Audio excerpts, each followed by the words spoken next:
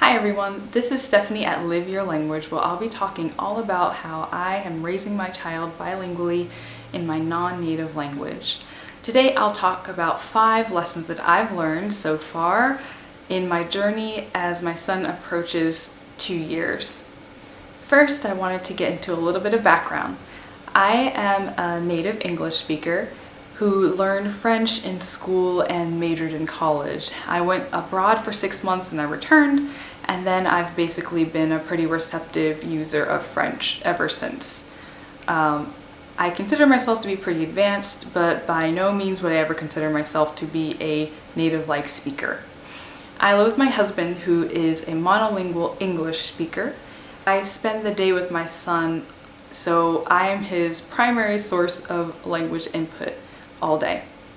So at our house we're using one person, one language, so I speak to my son in French all the time, even when my husband's around, and my husband, whenever he's here on the weekends and after work, will speak to our son in English.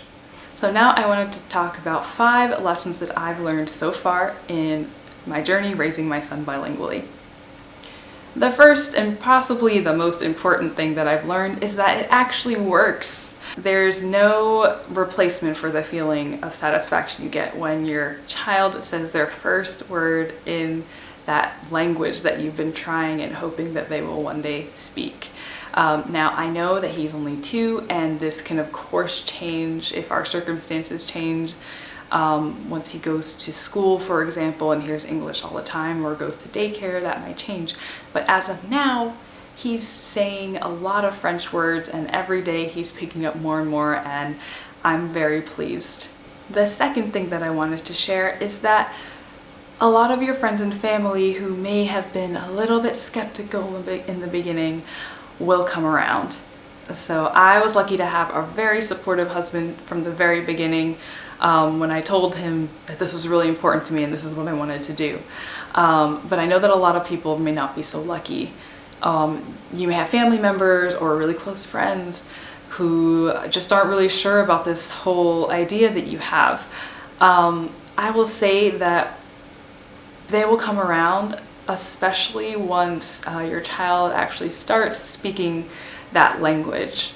So I can say that I've never experienced open hostility or skepticism, but I definitely felt a lot more support from my friends and family once they actually realized and can see the fruits of my labor, and they actually realized that my son actually is responding in French and that he is learning French words. So that was very comforting. The next lesson that I learned is that there are actually a lot of us out there.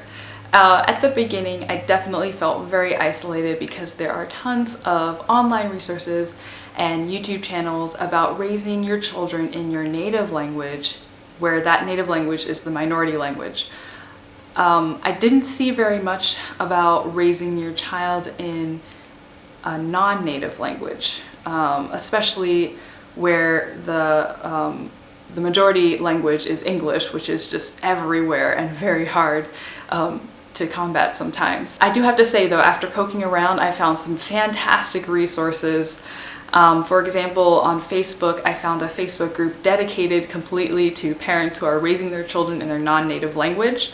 I also found a Facebook group that is just for parents who are raising their children in either English or French, and there we exchange resources and tips, and you can also hear other people the progress that they're making with their children and those sorts of things. So it's been really encouraging to find a community out there. The fourth lesson I want to share with you is that it would feel natural to speak to your child in your non-native language eventually. I admit at the very beginning, because I spoke with my child from the day he was born in my non-native language, it did not feel natural to recite memorized lullabies and learn how to coddle and soothe a brand new baby in my non-native language was really difficult. But after about a month or 2, I can say that it felt really natural to start our day in French and to continue. And now we're at a point where if I switch into English, if we have neighbors or family around and I want them to understand something I say to him, like wave bye-bye or say thank you, it feels very forced and strange to speak English to him. So if you're not there yet, hang on, it does get better. The next thing that I learned is that I learned so much. Really, there's no replacement to becoming truly bilingual, where you use that language every single day for a large part of the day. I considered myself pretty advanced before, but there are just so many things that you do not learn. All of the vocabulary around the house, especially having to do with children, and now that my son is growing older, he's developing his own interest in things like trucks and cars, buses, vehicles, construction equipment, all sorts of things, even things that I never even knew the name of in my native language. I'm having to look up and learn and use multiple times a day in French. So I don't think I was quite prepared just how much I would learn, but the really wonderful thing is that these are words that you continually reinforce because you're using them all the time. So that's something that was definitely a pleasant surprise. Okay, those are my 5 lessons learned among many, but if you have anything that you may have learned that you want to share with me, please leave a comment below. And until then, thanks a lot. See you next time.